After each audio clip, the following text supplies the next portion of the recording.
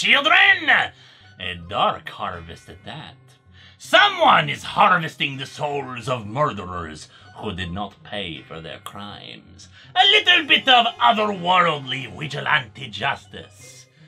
And you know how the cape and costume crowd feel about vigilantes.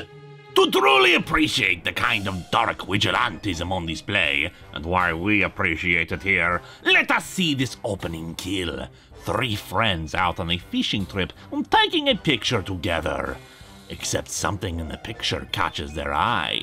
The word harvest. They know what this means, and one man tearfully confesses that while as a frat boy, he accidentally pushed a girl off a roof, intending to get her into the swimming pool, and instead killed her. He never faced justice for that, and now all he asks is that the others tell his wife how much he loved her.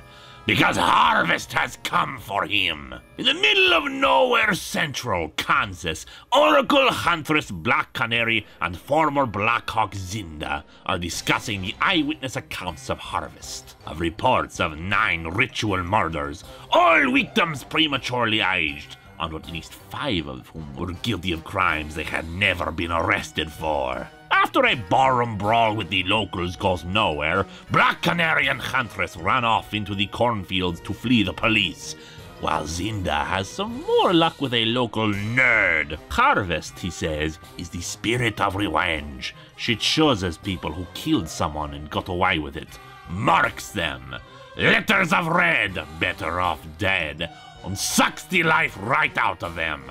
Ah, but the thing is that she doesn't choose entirely. Someone has to call for harvest, specifically to go after someone. And if Harvest does not like what she sees, she writes her name in blood so the victim can see it. The victim needs to see what is coming.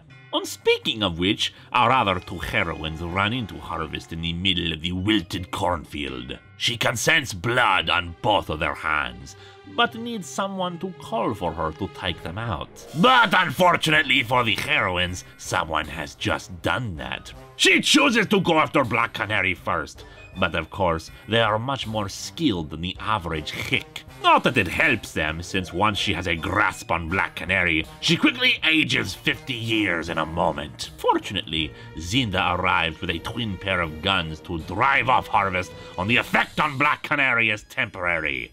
But it's pretty clear that Harvest is indeed the real deal. But there is still more to Harvest, as the geeky boy was so kind to inform Zinda.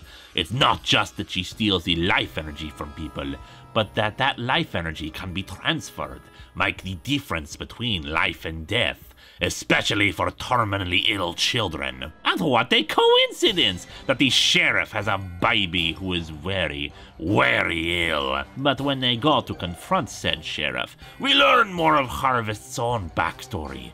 How 6 decades before, a crazy drifter needed a way to keep a young girl from escaping him.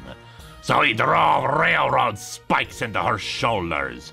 And while that young girl never escaped, Harvest did. And while they're able to finally defeat Harvest, who flees, we learn it was the deputy sheriff who called on Harvest. Huntress decides not to arrest them over this incident, but that this will stop. One cannot condone trading a life for another like that, although Harvest would disagree about that point. If you have someone who needs some help, and someone who needs punishment, maybe something can be arranged. Maybe something can be harvested.